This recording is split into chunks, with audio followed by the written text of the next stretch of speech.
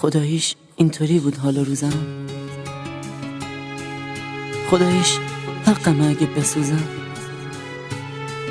منو از دست حرفات خسته کردی،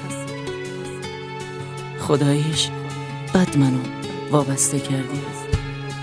آخه تو مشکلم رو میدونستی، خداییش تو میخواستی میتونستی. جواب مهربونیمو ندادی، نگو نه قدرمو نمیدونستی.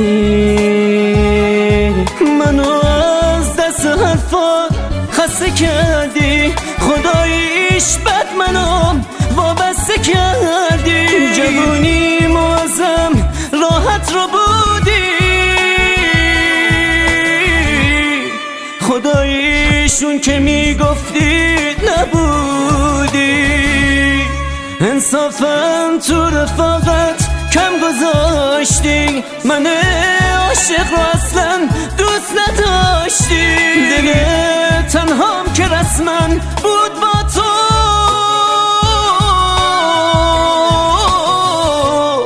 خداییش مشکل از من بود یا تو.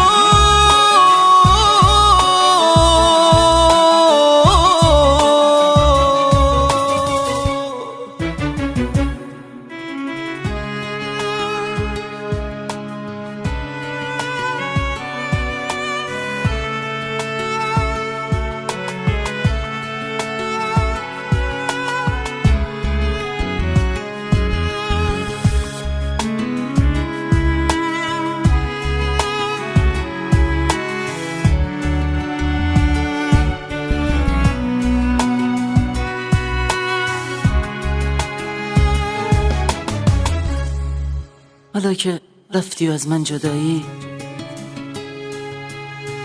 سوالم اینه حقم بود خدایی؟ خداییش حقم تو اوج دردم پیشم باشی و دنبالت بگردم. به عاشق شدن رو یاد دادی، چقدر زود من رو دست آب دادی. خداییش ساده بودم، میدونستم زیادی تو رو سرتر میدونستم.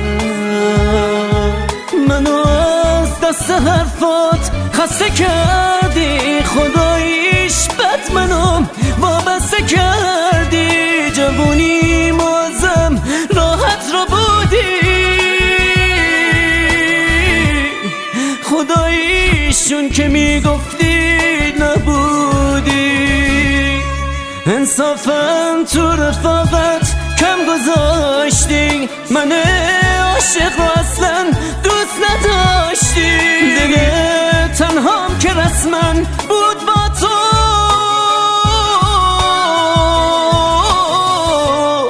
خداییش مشکل از من بود یا تو.